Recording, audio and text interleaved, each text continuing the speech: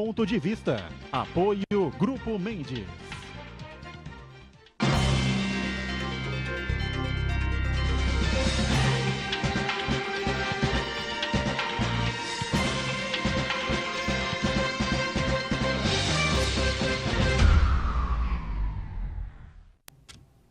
Olá, está começando aqui mais um Ponto de Vista, sempre aqui pela nossa Santa Cecília TV, você com a gente de segunda a sexta neste horário da 1h30 da tarde, horário do almoço e tradição da discussão política, né, dos debates sobre os temas importantes que formam a pauta aqui da cidade, da região metropolitana e, claro, a gente sempre abordando, debatendo também os temas de interesse nacional e são muitos, né, que vão se avolumando e se repetindo aí no dia a dia da política, com a Câmara Federal voltando à atividade agora. Parece que dia 5, né, que estava marcado, como é sexta-feira, provavelmente vai só para segunda-feira que vem, né? E, claro, você acompanha com a gente também de segunda a sexta a nossa reprise a partir das 20 horas, 8 da noite. Quem participa com a gente nesta terça-feira é o deputado federal João Paulo Tavares Papa, do PSDB. Tudo bem, Papa? Prazer revê-lo. Bem, prazer é meu em voltar aqui à TV Santa Cecília. Queria cumprimentar você, Edgar, o Marco, Edson Carpentieri, enfim, aos telespectadores dessa TV tão querida aqui da nossa região. Depois de um longo, tenebroso inverno, uma longa primavera, né, e um outono também extenso, está de volta aqui ao programa com muita satisfação a nossa bancada, o Edson Carpentieri, diretor de redação do Jornal da Orla. Tudo bem, né, doutor? Tudo bem, prazer estar aqui de volta com você, Boturão, com o deputado Papa, com o Marco Santana e com os telespectadores. E o Marco Santana lá na ponta, né, sempre conosco, acompanhando as redes sociais, as transmissões que fazemos aqui do programa e, claro, a sua participação que está sempre com a gente também, né? Tudo certo por aí, Santana? Tudo certo. Boturão, o bom filho é casa tora, né? Foi um prazer, uma satisfação receber o o Edson foi um estreante aqui com a gente, né? Participou do programa de estreia no ano passado, né? Depois fez mais 2 ou 3 vezes, subiu, evaporou, né? Que nem... Não se sabe mais, nem ouviu. A gente espera que retorne mais vezes aqui ao programa para aumentar a qualidade do nosso programa. Agradecer a participação do deputado Papa também.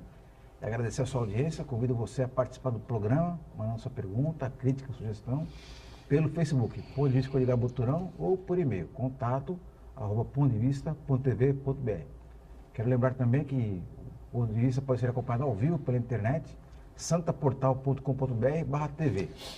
Você também pode conferir as edições anteriores do programa na nossa página no Facebook ou então no nosso canal no YouTube. E você que nos acompanha na reprise às 20 horas, uma boa noite. Boa noite e sempre o mantra, né? Todo dia. O programa termina ao vivo às 2h30 da tarde, a reprise é só às 8 da noite. Até lá, sabe Deus o que pode acontecer neste imenso e glorioso país, né? Ô, deputado, é o seguinte, a Câmara volta dia 5, é isso? Sexta-feira? Ou não? É só segunda mesmo? Segunda-feira. Segunda-feira voltam os deputados, enfim, né? Bom, primeira semana já fica meio travada aí, começa o carnaval na sexta, provavelmente na quinta já não temos mais ninguém em Brasília, enfim, então... Logo depois do carnaval, a volta na quinta e sexta, não sei se vai ter ali um grande movimento, e para valer mesmo dia 18, né? 18 ou 19, que está marcado na segunda-feira a votação tão polêmica da reforma da Previdência. Eu já li algumas posições suas, né?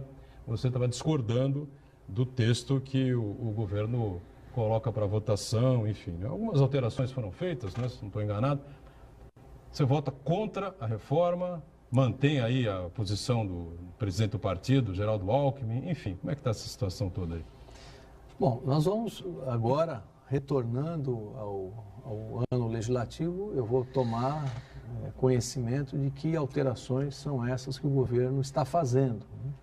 Se é que está fazendo alguma nova proposta. A proposta anterior, aquela que foi analisada, que foi apresentada aos deputados na comissão especial, e eu participei bastante de todas as discussões nesse assunto no âmbito do PSDB, não conta com o meu voto, não conta com a minha aprovação. O que mais te desagrada ali? Vários pontos ali. Primeiro, eu preciso registrar sempre que estou absolutamente consciente dos problemas que a falta de responsabilidade ao longo dos anos gerou nesse tema Previdência. O rombo da Previdência social brasileira, as previdências, né, porque são várias, você tem o regime geral, você tem o regime do servidor público, os regimes próprios, vários regimes próprios em municípios, regimes próprios dos estados, tem aposentadorias específicas da área militar, das polícias militares, enfim, isso é um universo que, primeiro, Edgar, não dá para você entender e ter uma proposta única para resolver os problemas tão distintos das várias situações da Previdência brasileira. Não tinha que ter várias reformas. Inclusive, tem que ter uma reforma mais, na minha visão,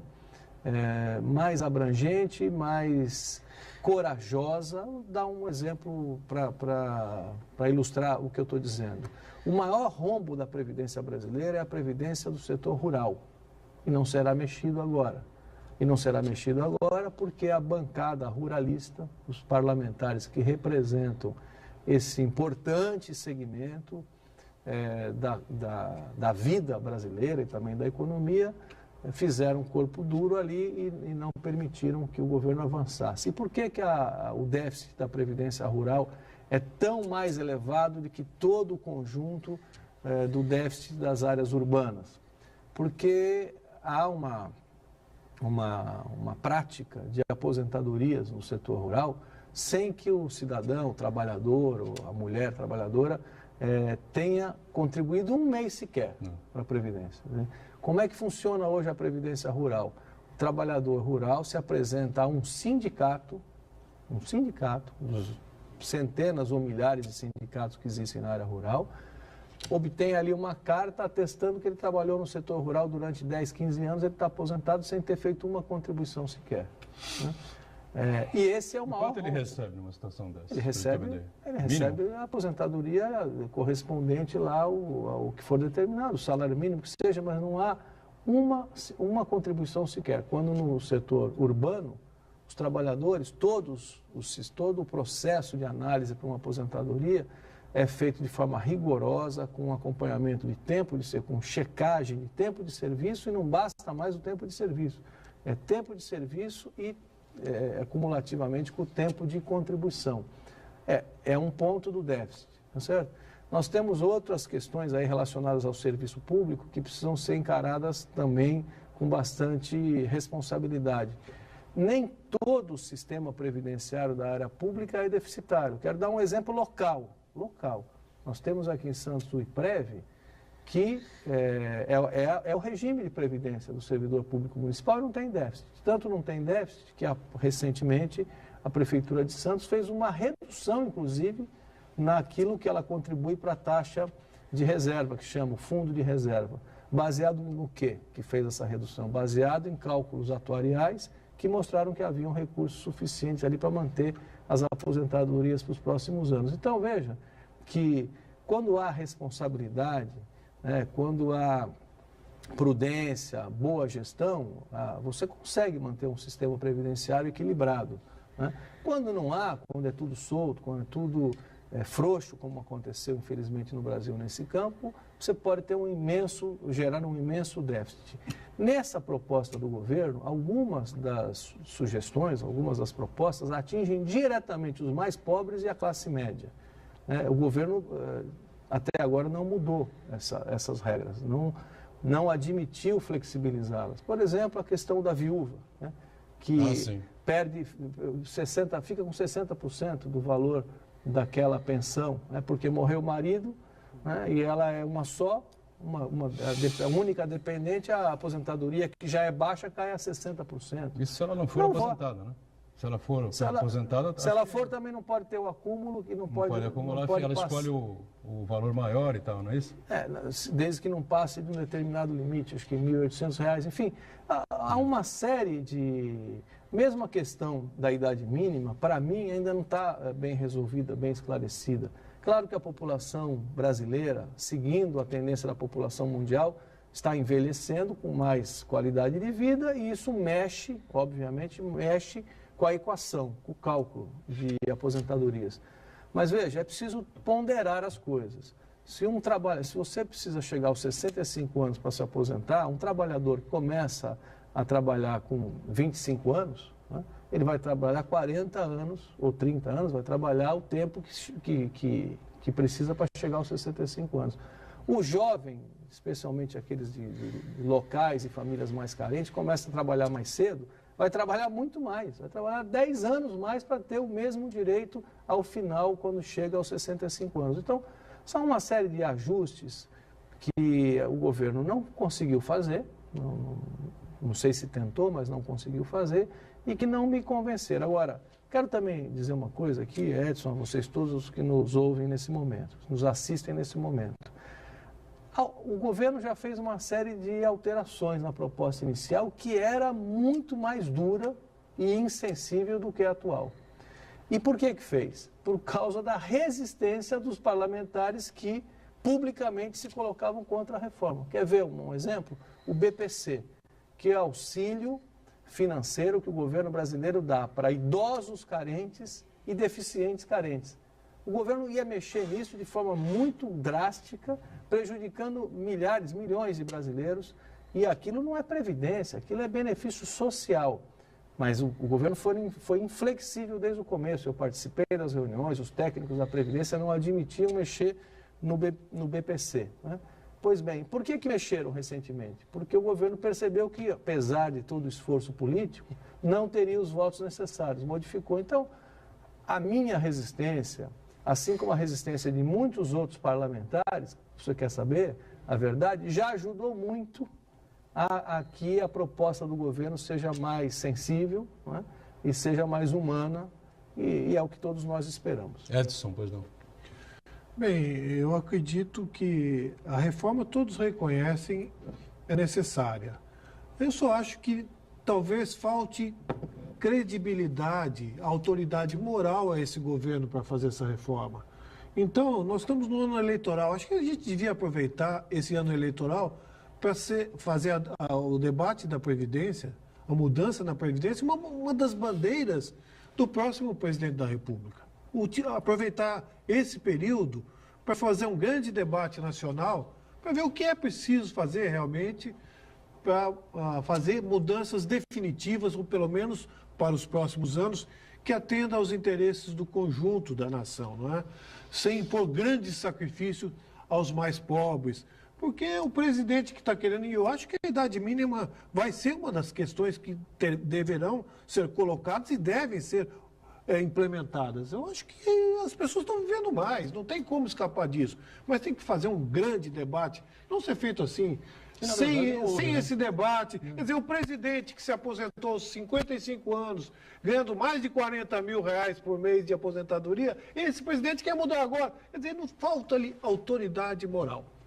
Eu acho que a gente devia usar essa eleição presidencial, eleição para governador, para deputado, para promover esse grande debate e chegar a um consenso em que se produza o melhor para o conjunto da sociedade, acabando com privilégios, ou pelo menos reduzindo os privilégios, porque acabar com o privilégio é a coisa mais difícil que existe hoje. Não é? Porque os privilégios quem são? Os corporativismo, as esquerdas defendem os seus corporativismos, o judiciário defende o seu corporativismo, o militar defende. Então, fazer esse debate, grande debate nacional, e sair o que for possível, sem impor grandes sacrifícios aos mais pobres. É um pouco de sonho isso, né? Gostaria também que acontecesse, mas não vai acontecer de maneira nenhuma. Aliás, o Condé dizia ontem na TV Cultura, né, que a democracia, desde Platão, que a democracia, na verdade, é uma grande mentira, um processo de uma enganação, né? Porque a verdade não é você colocar na discussão, no debate político, aquilo que você realmente pretende fazer. A discussão do debate político é, por exemplo, eu sou candidato, ele é candidato, então eu vou criar uma argumentação que me permita ganhar dele, tá certo? E me eleger. Mas, doutor, foi essa a explicação que ele deu. Mas são os sonhos que mudam o mundo. Não, desculpa eu discordar, uma explicação você não vai ter nenhum candidato deformada. que vai dizer exatamente o que vai acontecer. Bom, eu fui candidato a prefeito de Santos, Sim. Participei de inúmeros debates, vocês acompanharam. Sim. Não fiz uma proposta que eu não tivesse absoluta convicção que eu poderia colocar em pé. Aliás, quem trabalhou comigo... É infinitamente inferior os Não, problemas nacionais. Você colocou aqui uma tese genérica da democracia, de que ela não é para valer e de que as pessoas vendem uma coisa só para se eleger. Isso pode acontecer. Não, o objetivo isso naquele pode momento acontecer. é um candidato derrotar o outro. Não. Depois que ele for eleito, eu posso vai listar. sentar e falar, bom, e agora? Eu Como é que posso nós vamos listar fazer? você. Não. Mas, desculpa. ô Papa, isso acontece o pode seguinte, acontecer. Santos não é parâmetro porque é uma cidade de informação, mais as pessoas muito bem mais informadas. equilibrado. Mas Santos faz parte da democracia brasileira. Sim, mas no conjunto do Brasil, a maioria do povo brasileiro não tem informação, não É tem uma exceção educação, a não cidade tem de Santos, cultura. Vamos lá, você foi E candidato essa a é mais prefeito de factível. Santos na última eleição. Quantas promessas você fez que fiz não nenhuma. podia cumprir? Eu não fiz Então nenhuma. Eu só você coloquei dignificou pelas a democracia. informações que eu tinha É. e que a prefeitura não tinha caixa para honrar os compromissos em 2017. E Sim, aí isso o é uma prefeito previsão, assumiu não é uma- não é um plano de acordo governo, com as é uma informações previsão. que eu tinha. Eu me colocava à disposição da cidade para Trabalhar. cortar o meu pescoço, tá certo? Porque politicamente é o que ia acontecer, evidentemente, sentando na cadeira e dizendo não para todo mundo, não é? Ia ser tiro para todo lado, porrada para todo lado, evidentemente, né? O prefeito atual ele tem muito mais cintura que eu e mais habilidade para fazer isso. É tá uma fazendo. maneira de ver. Exemplos existem dos dois lados, né? Daqueles que, de fato, usam das possibilidades da política para prometer o que não podem realizar, como existem inúmeros exemplos que dignificam a política mundial, não só no Brasil, não só em Santos, né? E que são responsáveis naquilo que falam. Não, mas o cara pode assim, não mentir durante a campanha, né? Sem assumir absolutamente nada. Ele não mentiu, mas também não assumiu. Tem, mas aí esse Entendeu? não será eleito jamais. Não. Quem Como não mente, mas também não assume nada, não está nem participando. Não assumiu um compromisso, acha que vamos aguardar e tal, ver os números. Quando assumir, não tem as informações todas. Me permite, acho que o grande problema também é a expectativa do eleitor, né? Sim. O eleitor, ele quer soluções Uma vida básicas, melhor, quer né? uma Claro, vida como melhor. todo mundo quer. Então, observamos isso nas eleições presidenciais, na última eleição presidencial. A Dilma Rousseff prometeu um paraíso tal. É. Assim que tomou posse, deu seta para a esquerda, virou para a direita, né? E o que o Aécio dizia? Que ela estava mentindo o tempo todo. Alertou. Não é? Alertou. E outros Depois a candidatos, gente vai ao Aécio. não só o Aécio. No primeiro só consegue turno, romper esse círculo vicioso a partir do momento que a gente fizer um trabalho com o eleitor, né? Para a gente de amadurecimento geral. diferenciar o que é o ideal, o que é o possível, né? Para isso poder é um dar exercício. ferramentas para o eleitor poder discernir. Ferramentas existem. O exercício da democracia, ele não é apenas responsabilidade de quem é candidato ou quem exerce mandato. Sim, claro. Ele é responsabilidade de todos nós. O eleitor, claro, ele também tem que se informar, tem que ter acesso à informação, vontade de participação o tempo inteiro, fora do período eleitoral também, mas é um amadurecimento que precisa ser construído. Eu queria só aproveitar o que, se me permite, Boturão, o que Claro. disse o Edson, para dizer, esse ponto que ele colocou é o ponto 2 das razões pelas quais eu não tenho condições de votar nessa reforma da Previdência. Porque além dela ser capenga, como eu já colocando aqui em termos assim mais banais, enfim, mais populares, enfim, o fato é o seguinte, o tema Previdência terá que ser o tema principal da eleição deste ano, da disputa à presidência da República deste ano. Você acha que vai ser? Terá que ser. Imagina qual é o candidato a presidente da República que chega numa mesa como essa e não vai receber 3, 4 perguntas sobre Previdência. O que você vai fazer? Bem colocou o Marco, a campanha passada, a presidente Dilma Rousseff teve uma grande influência sobre os meios de comunicação, sobre o processo político como um todo, conseguiu deixar o assunto, imagina, Previdência, que já estava estourada, que já estava em precárias condições, deixou fora, conseguiu blindar o tema Previdência. Esse ano, Edgar, não há a menor possibilidade de nós termos uma disputa sem que o tema seja tema central. Eu gostaria muito que você tivesse razão. Eu tenho uma certa dúvida com relação a isso. Mas como? Eu vou te fazer uma pergunta. Você vai aqui entrevistar um candidato a presidente da República. Não, aí o tudo Geraldo bem. Alckmin. Qual a Tudo bem. pergunta que o senhor fará? Uma das perguntas será Uma, essa, será evidentemente. possivelmente Não tem a problema. principal, como está Se sendo. ele sentar aqui no balcão para conversar com a gente, na nossa mesa branca do dia a dia, ele vai ser questionado. Mas nos debates, propriamente dito, o tempo é muito exíguo, muito curto para você falar. 5, 6, 7 candidatos, você fala Ué, 10 mas vai minutos falar do do programa quê? inteiro. Mas vai falar do entendeu? quê? Sem ser Vamos prever. falar de dinheiro, de lava-jato, falar de de caixa tudo. 2, de não sei o quê. Eu acho que Vamos esse falar tipo de coisa caixa 2 e caixa 3 e de previdência, não é certo? Vamos falar de absolutamente tudo. O Edson, queria só complementar o seguinte, meu raciocínio. Na eleição desse ano, com legitimidade e com o apelo da população, não é? do eleitor preocupado com a Previdência, esse tema será discutido, terá que ser discutido. E uma discussão profunda, porque não dá para cobrar da população brasileira, do cidadão que depende da Previdência, do INSS, cobrar sacrifício dele e não mexer um centavo nos custos do Poder Legislativo, da Câmara dos Deputados, do Senado Federal, da máquina do Poder Executivo Federal, do Poder Judiciário. O que é isso? Quer dizer, você chega para a dona de casa e fala, a sua pensão será reduzida em 50%. Você achou da declaração do juiz E o Bretas? gasto, não sei que declaração exatamente, deixa eu só concluir aqui. E os gastos da Câmara Federal? Não, isso não, dá para mexer, né? Então, o déficit fiscal brasileiro não é composto só do déficit da Previdência. O governo fala assim, nós temos que reduzir o déficit da Previdência para investir mais na sua saúde. Ué, mas se reduzir também as despesas do Poder Legislativo, o qual eu faço parte nesse momento, também é uma forma de ter mais, ou não, de ter mais recursos para investir na sua saúde. A mesma coisa em relação ao Poder Judiciário, que é pesada a estrutura, os salários são altíssimos também, isso é real, o juiz é muito Bretas, real. juiz do Rio de Janeiro, mora no Rio de Janeiro, casado com uma juíza. Ele quer manter os... Ele conseguiu na justiça. O CNJ é contra, né? Havia uma determinação de ser contra. Juiz e juíza moram juntos, não é? Na mesma residência. E ganham 2 auxílios moradia. Ganham 2 auxílios moradia, quer dizer, é o fim Não deviam ganhar picada. nenhum, porque moram na cidade que exercem a profissão. Não foram deslocados, não foram transferidos para uma outra cidade. Aí eles cinicamente vêm dizer, não, eu costumo fazer assim, quando eu tenho algum direito, eu vou buscar na justiça, eu não tomo escondido. Então, mas esses direitos, tá certo, nesse ponto de vista, ele está dizendo que ele tem esse direito. E ele tem esse direito, está na lei. Não pode ter. O que não pode é ter. Assim como as pessoas que estão no regime geral da Previdência Social também adquiriram essa condição. E não é uma condição privilegiadíssima. Quando você fala de cortar uma pensão do sistema do INSS, da Previdência do regime geral, você fala cortar uma pensão de 2.500 para a metade, entendeu? É isso do que se trata. Então, não terá meu voto, nessas condições não terá meu voto. Isso não tem nada a ver, como eu escuto alguns aqui de vez em quando insinuar, com eleições, não. Não tem nada, absolutamente nada. Eu não estou à vontade para votar nesse tema da forma como ele está colocado nesse momento. Agora, se eu fosse candidato a presidente da República ou tivesse alguma influência, diria ao próximo presidente, quando apresentar a proposta de reforma da Previdência, apresente uma reforma do país.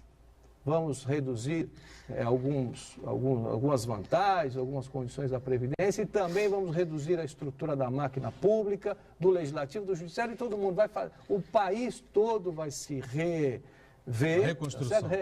Fazer uma reengenharia econômica para ter viabilidade econômica. Agora, continua gastando de um lado, de custeio, e exige do aposentado o sacrifício. Santana, rapidinho.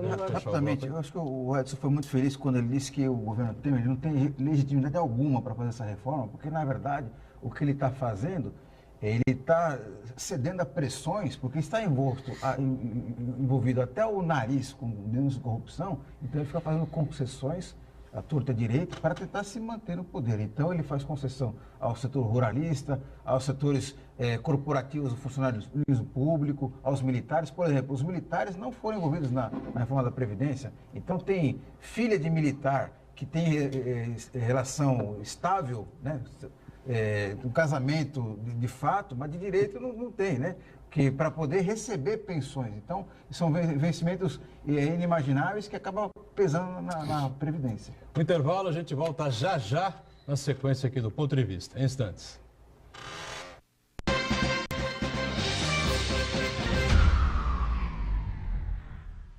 Existe um lugar em Santos onde você encontra os empreendimentos mais fascinantes da região. Um lugar amplo, aconchegante, feito para oferecer o melhor atendimento para você. Um lugar que reúne as melhores opções residenciais e comerciais nos bairros mais nobres de Santos. Um lugar que a gente nem precisava dizer, porque você já sabe. Central de Vendas Grupo Mendes, Rua Guaiaó 55, Aparecida. Venha fechar um bom negócio para abrir as portas do seu novo lugar. Aí, Gastão! Tomando o seu banho, cantando no chuveiro. Não economiza água, vai gastando o dia inteiro. Na piscina ou no banheiro, com a mangueira ou com o chuveiro. Bote a mão na consciência, você é um cara maneiro. Essa água ostentação não combina com verão. Fecha a torneira, não desperdice. Nesse verão, economize água, tome banhos mais curtos, não lave o carro, não use a descarga além do necessário. Sabesp, Governo do Estado de São Paulo. Você já pensou em fazer o tão sonhado curso superior com uma mensalidade que cabe no seu bolso, estudando em casa e na hora que desejar? Todos os cursos de ensino à distância da Unisanta receberam excelentes conceitos do MEC. Invista em sua formação profissional. Aproveite, matricule-se já e ganhe descontos. www.unisanta.br/EAD. Informações 3202-7199.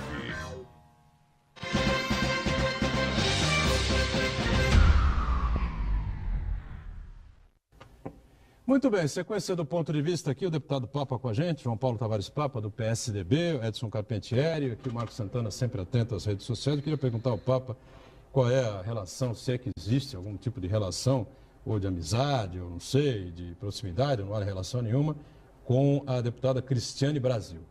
Ontem, realmente, ela conseguiu, sei lá o que ela conseguiu, né? Eu até brinquei com uns amigos meus, a Cristiane Brasil, ela é uma cafajesta. Existe esse termo, né? Acho que não, né? Igual presidenta. Igual presidenta, né? Ela é uma cafajesta, né, meu? Ela está num barco, não sei onde era, que praia era, que lugar era, provavelmente litoral do Rio de Janeiro, ali, perto de Angra dos Reis, talvez, né? Não sei. E aí, ela grava um vídeo para defender a sua nomeação à ministra do Trabalho, com eram três ou quatro caras? Eu não sei mais. Eu ia colocar aqui quatro, né? Dois de cada de um lado, dois do outro lado, né? Quatro machos, né? Quatro caras sarados, sem camisa, né? O que deixa as pessoas, né, a poder imaginar uma série de situações que estariam acontecendo ali naquele momento. Eu acompanhava ontem a Globo News e o Merval Pereira levantou essa tese, né? O que estaria rolando ali naquele pedaço, naquele exato momento onde ela fez a gravação, né? Eu gostaria rapidamente, sem perder muito tempo, o Papa, que você fizesse essa avaliação dessa nomeação aí, que parece que não vai vingar, né? Desta figura aí, você conhece essa? Eu conheço porque lá todo mundo acaba transitando. Claro. Conheço, sim, de cruzar, de encontrar, enfim, deputada pelo Rio de Janeiro. Mas essa situação, Edgar, tem muito menos a ver com a Cristiane Brasil, muito mais a ver com o governo Temer, que fez uma escolha, bem feita ou não, que está sendo contestada pelo Poder Judiciário em tudo quanto é lugar. Quer dizer, o governo não consegue voltar atrás e mudar o nome. Entendeu? Eu acho muito mais sério do que qualquer depoimento ou entrevista que a Cristiane Brasil tenha dado agora, esse final de semana, sobre o caso dela. Muito mais sério é o governo, o presidente da República, ficar refém de uma situação dessa. Então, a presidência da República, não estou falando do Michel Temer, eu estou falando da presidência da República do país, a instituição da presidência, ficar refém de uma situação dessa. Eu não estou julgando a Cristiane Brasil.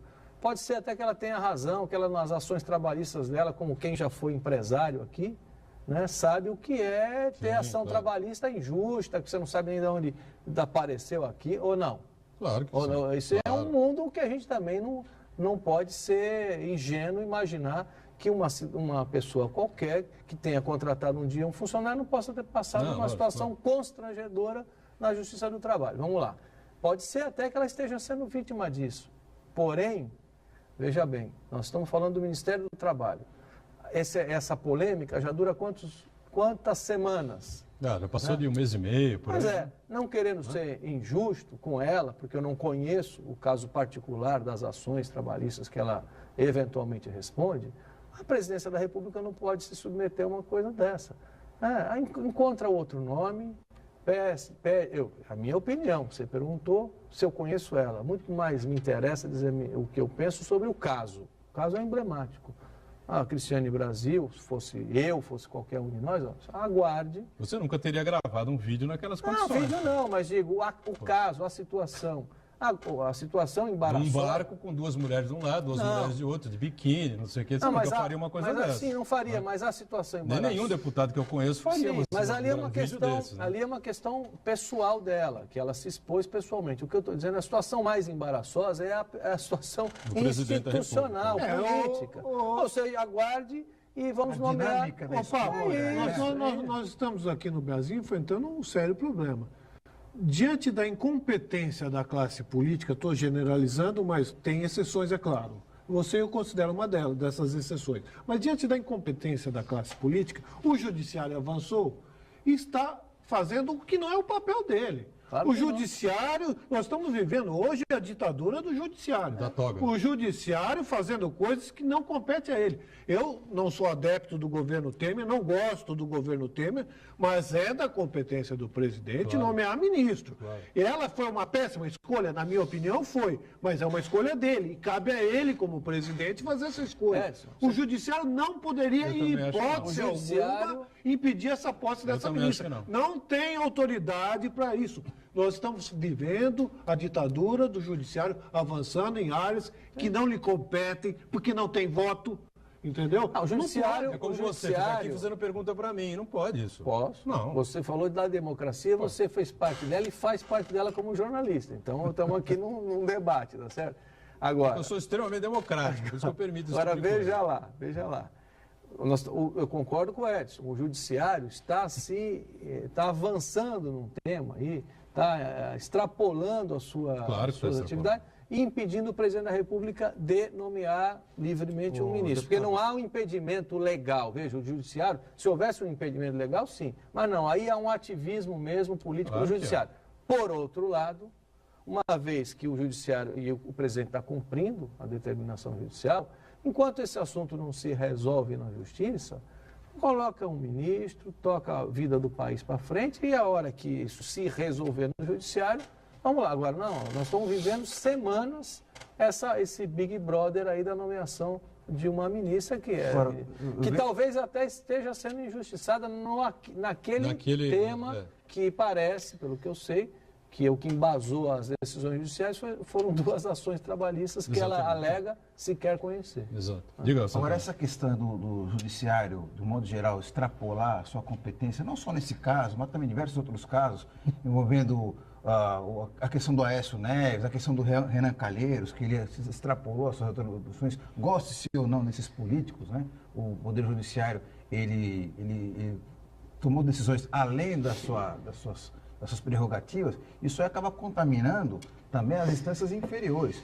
Temos um caso exemplar aqui em Santos, que é o Poder Judiciário, ele foi provocado por conta das tarifas de transporte coletivo. Em vez de conceder ou não a liminar, proibindo o aumento, a juíza chegou lá e ela mesma estabeleceu um valor de tarifa. Quando não é atribuição do Poder Judiciário, atribuir o valor da tarifa. Ou ela autoriza ou não, ou tem aumento zero, ou não tem, ou tem aumento solicitado pela concessionária e autorizado pela prefeitura. Agora, um juiz, uma juíza, ela estabelecer qual vai ser a tarifa, aí já extrapola completamente. Então, quer dizer, esse clima, esse vácuo de poder que os integrantes do Poder Judiciário estão pretendendo e ocupando, é muito perigoso para a democracia de modo geral. Agora, Papa, a gente falou aí da... Mas isso, só complementando, isso é fruto da incompetência da classe política, da falta de grandes lideranças em nível nacional, não é? É claro, se você tivesse um presidente forte, Fernando Henrique o enfraquecimento, foi um presidente forte, Lula foi um presidente forte. O enfraquecimento Dilma nem das tanto, lideranças, o enfraquecimento das lideranças políticas, do poder, especialmente do poder executivo e também do poder legislativo, permite esse tipo de coisa. De fato, abriram condições para que o poder judiciário crescesse até exorbitando em muitos casos, em alguns casos pelo menos, a sua competência de fato. Ô, Papa, eu tenho dito aqui no programa, às vezes os caras implicam comigo aí, enfim, pelas redes sociais, que o governador Alckmin é um nome importante, não é? E deveria, na minha opinião, talvez a pessoa mais talhada nesse momento, mais indicada nesse momento para suceder o presidente Temer, enfim, não é? E levar ao Palácio do Planalto mais ou menos um estilo de governo que é feito aqui em São Paulo há tantos anos, desde o Covas, enfim, não é? Que é essa coisa de equilíbrio fiscal, de austeridade, não é? O Alckmin é um cara decente, não é? Um cara correto, você não tem enriquecimento ilícito, não anda de jatinho dele mesmo, enfim, né? E tem uma campanha dura, difícil aí pela frente, a gente sabe disso, tem a primeira prévia do PSTB, mas acho que o Arthur Vigílio vai acabar não fazendo frente, né? Embora ele esteja soltando aí cobras e lagartos contra o governador, de ser o coveiro do PSTB, essas coisas todas aí, né? Mas como é que você vê essa campanha eleitoral aí, a presença do governador encabeçando a chapa e especialmente essa confusão, essa indefinição, essa indecisão em torno aí da candidatura no estado de São Paulo? Bom, primeiro o governador Geraldo Alckmin, que é o início da sua pergunta, na minha visão e de muitos, eu espero que nós possamos convencer a maior parte da população brasileira disso, é hoje o nome mais preparado para conduzir o Brasil, para presidir o nosso país nesse momento de crise aguda, de crise de credibilidade, como nós já falamos aqui, de necessidade de atores e de líderes responsáveis, austeros, que possa reconduzir a política econômica brasileira, que é uma das grandes questões, né? O fato que o Brasil ter um imenso potencial de desenvolvimento econômico que não conseguiu usar bem esse nosso potencial, país rico em termos de recursos naturais e tinha uma indústria que vem encolhendo e está quase que acabando por falta de política industrial, né? E a competição globalizada está corroendo o setor industrial brasileiro, que gera empregos muito qualificados e muito bem remunerados. Então, o governador Alckmin, por todas as razões, é hoje a pessoa mais preparada para conduzir o país nesses mares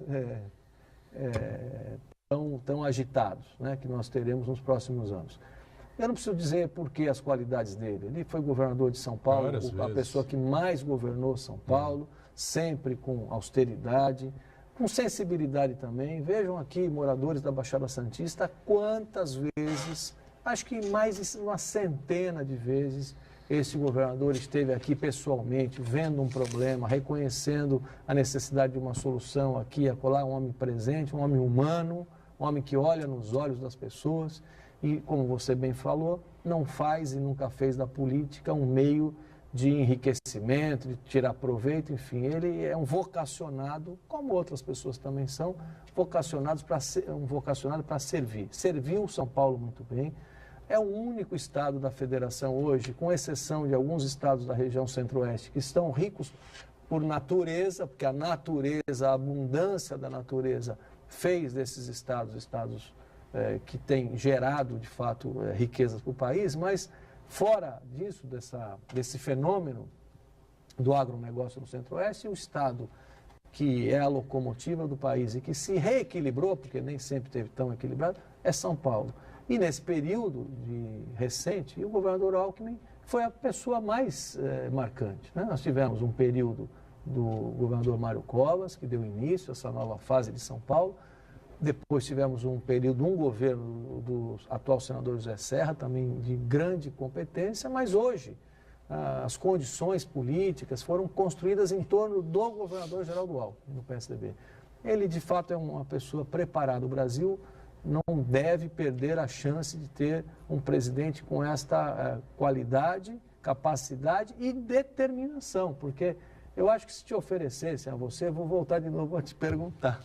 A presidência da República, a presença da República sem disputar a eleição, acho que você não aceitaria. Não. Tá certo? Pois é. Eu não aceitaria. Acho que aqui nessa mesa ninguém aceitaria. Eu não aceitaria também. Então, assim, acho que não há legitimidade nisso. Não, eu estou fazendo dizendo o seguinte: a determinação do governador Geraldo Alckmin já não precisa mais, entendeu? Provar nada para ninguém. Já deu contribuição de uma vida para São Paulo, né?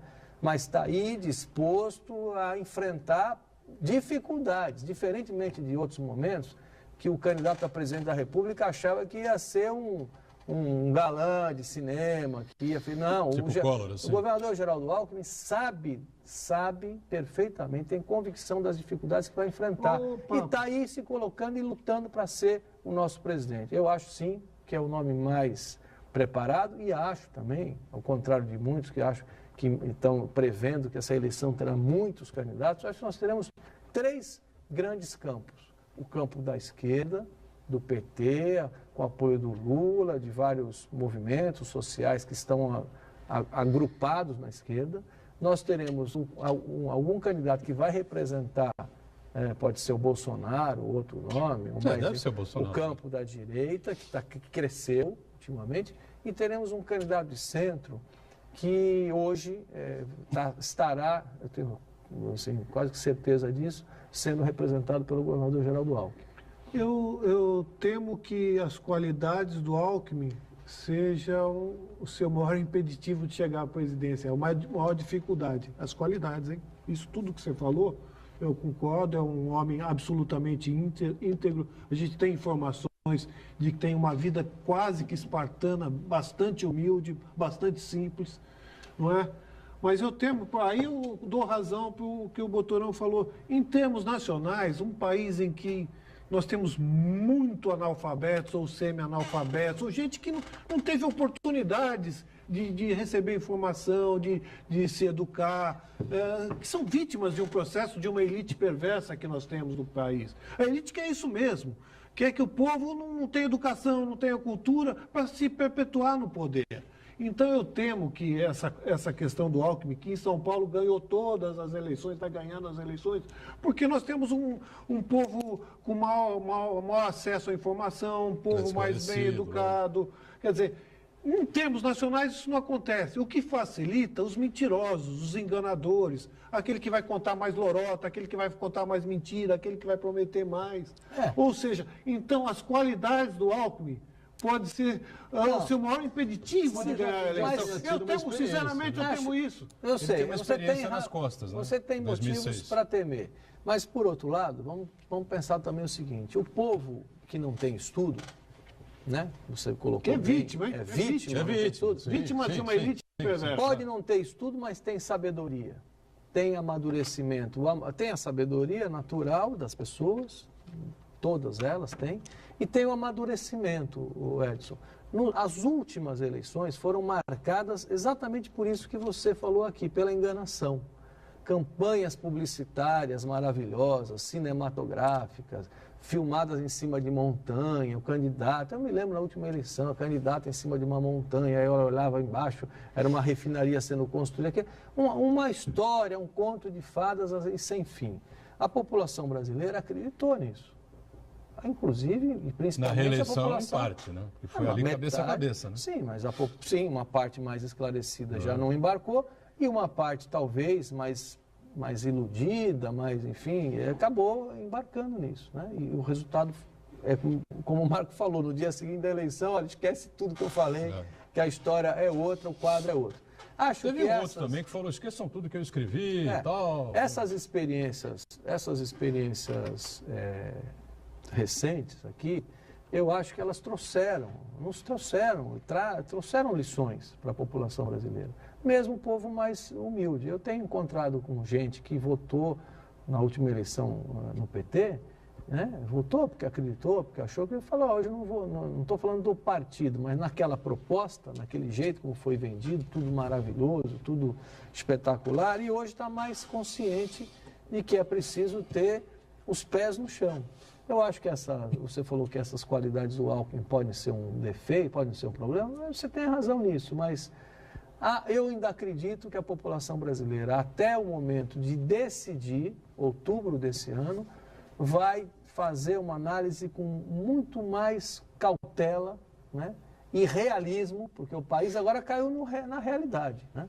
Aquele conto de fadas ali já não se sustenta mais, as pessoas sabem disso.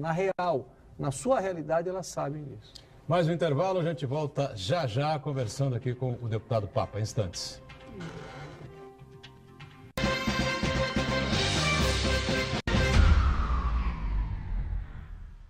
Existe um lugar em Santos onde você encontra os empreendimentos mais fascinantes da região. Um lugar amplo, aconchegante, feito para oferecer o melhor atendimento para você. Um lugar que reúne as melhores opções residenciais e comerciais nos bairros mais nobres de Santos. Um lugar que a gente nem precisava dizer, porque você já sabe. Central de Vendas Grupo Mendes, Rua Guaiaó 55, Aparecida. Venha fechar um bom negócio para abrir as portas do seu novo lugar.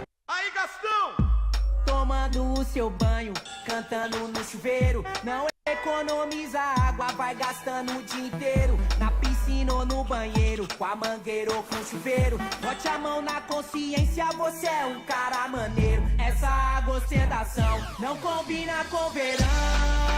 Fecha a torneira, não desperdice. Nesse verão, economize água, tome banhos mais curtos, não lave o carro, não use a descarga além do necessário. Sabesp, Governo do Estado de São Paulo. A Universidade Santa Cecília quer ajudar você a realizar seus sonhos. Faça sua inscrição para o vestibular 2018 da Unisanta e estude na maior universidade da região. Cursos presenciais e à distância com excelentes avaliações do MEC. Aproveite, matricule-se já e ganhe descontos. Vestibular Universidade Santa Cecília. Inscreva-se já. unisanta.br/vestibular.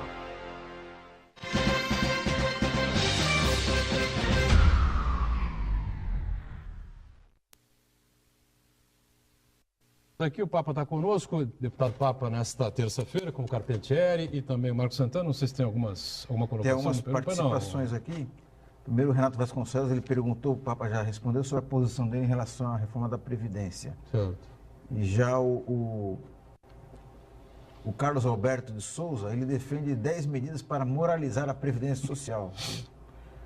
E aqui o Renato Vasconcelos, o Gelson de Oliveira, ele quer saber sobre as ações do deputado de emendas que ele destinou para o município de São Vicente.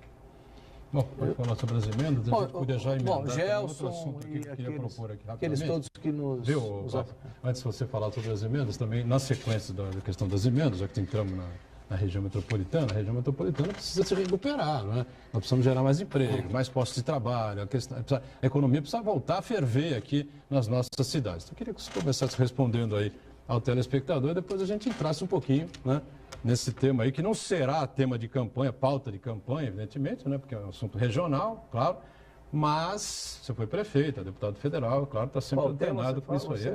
A voltar a aquecer a nossa economia local, regional, enfim. Mas primeiro a questão de Gelson, eu tomei uma decisão quando cheguei na Câmara nesse mandato, em 2015, de destinar todos os recursos que eu tenho direito, como cada deputado tem direito, à saúde da Baixada Santista. No começo teve um pouco de reclamação, as pessoas, algumas prefeituras também queriam recursos para obras, é natural que queiram, enfim, mas o quadro da saúde da Baixada Santista era de tal ordem, né? Era um quadro tão grave que eu falei, não, da minha parte eu vou apoiar as prefeituras no campo da saúde. Até agora, até esse momento, ainda falta o último ano, já foram 40 milhões de reais, né, do meu mandato. Não estou falando de outros recursos que nós lutamos.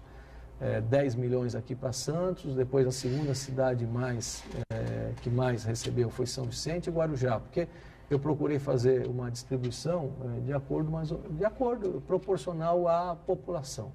E, claro, aos projetos, porque sempre o pedido parte das prefeituras. Sempre eu consulto o prefeito, no caso de São Vicente, consulto o prefeito Pedro. Houve um problema em São Vicente apenas no primeiro ano, que a prefeitura perdeu o momento, perdeu o prazo para entregar a documentação, ficou prejudicado aquele primeiro exercício. Esse era outro prefeito, não é? Que foi no governo anterior. Mas a partir dali as coisas foram se ajeitando. Agora o prefeito Pedro Gouveia, o relacionamento é mais rápido, a prefeitura está se organizando, se estruturando melhor e todos esses 40 milhões vieram para a saúde da Baixada Santista. Inclusive alguns que são para Santos, mas que é para atender a Baixada. Por exemplo, Santa Casa de Misericórdia, claro, atende toda a Baixada, atende muitos pacientes de São Vicente. O Hospital Guilherme Álvaro, é o nosso hospital regional, atende muita gente de São Vicente. Então, meu compromisso foi esse e está sendo rigorosamente cumprido.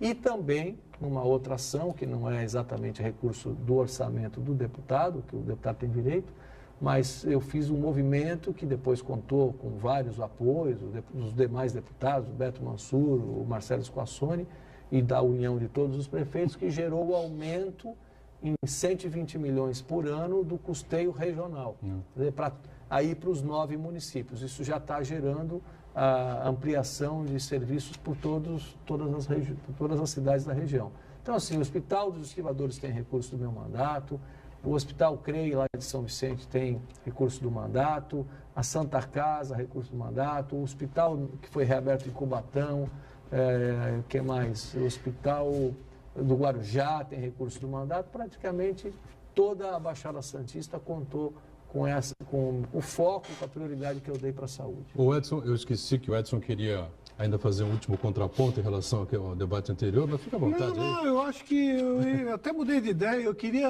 agora, se você me permite, discutir a eleição estadual, que é fundamental para o eu tinha colocado também, ficou faltando isso. Porque nós estamos vendo aí, a gente está acompanhando o processo eleitoral em São Paulo, o Alckmin está numa saia justa em São Paulo. Porque o Márcio França, que é seu vice e tem sido leal a ele, vai assumir o governo dia 7 de abril, será candidato à reeleição.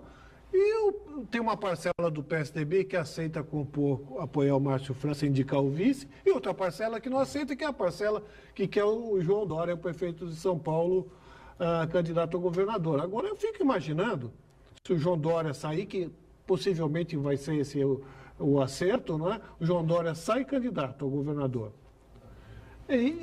Como é que fica o Alckmin? O João Dória é aquele cidadão que traiu o Alckmin na noite de núpcias. Vamos ver. Traiu o marido na noite de núpcias. Não é uma coisa inédita na história, não é? O Alckmin elegeu o João Dória, que não era ninguém politicamente. Como ser humano, a gente tem todo o respeito por ele, como empresário. Do ponto de vista político, era zero à esquerda. O Alckmin foi lá, peitou o PSDB, elegeu o João Dória, com o objetivo de ter o apoio do Dória, construir um projeto político, que era o Alckmin presidente. Mas na noite de núpcias, o João Dória já sai candidato a presidente, traindo o padrinho político e o político que o garantiu na prefeitura. Quer dizer, como é que pode... Que situação que vai ficar o Alckmin e o PSDB em São Paulo? O Papa vai concordar. Não, gostaria de saber a opinião do Papa. Mas eu diria que o governador já fez N sinalizações a favor do vice-governador Márcio França. N! A maior de todas elas foi a última reunião do secretariado do Estado de São Paulo, e que ele passou a palavra ao Márcio França para finalizar a reunião. Foi mais uma sinalização ao PSDB. Agora o Papa fica à vontade aí, claro que vai. Estou muito à vontade nesse assunto. Para mim isso não é um problema, não é um tabu. Tudo aquilo que eu disse a respeito da possibilidade, da chance que o país tem na construção da candidatura do governador Geraldo Alckmin, e eu acredito nisso, falei porque acredito e vou trabalhar por isso, tudo isso foi, de certa maneira, construído pelo PSDB e com grande influência do PSDB de São Paulo, certo? O Brasil vive uma crise sem precedentes. Nós estamos na iminência, né, na possibilidade de uma grande virada. Né? Não há solução para crise nenhuma que não seja pela política. Claro. Né? Não há. Não teremos aqui uma intervenção militar para resolver o problema do país. As soluções das grandes crises mundiais todas vieram pela política. Sem dúvida. A política de consenso, política de união nacional, política de construção de pontes. Essa política que pode, de fato, sustentar uma grande virada nacional, o que a população brasileira espera. O PSDB construiu a alternativa, que é o governador Geraldo Alckmin. Nesse momento, na minha visão, e é o que eu defendo, Edson, e a todos os telespectadores, o interesse nacional tem que prevalecer. O interesse nacional não é São Paulo que está em crise. Claro, São Paulo tem reflexo da crise, mas é um estado que ainda se mexe. Nós temos gente passando fome no país, nós temos falta de emprego, 14 milhões de desempregados.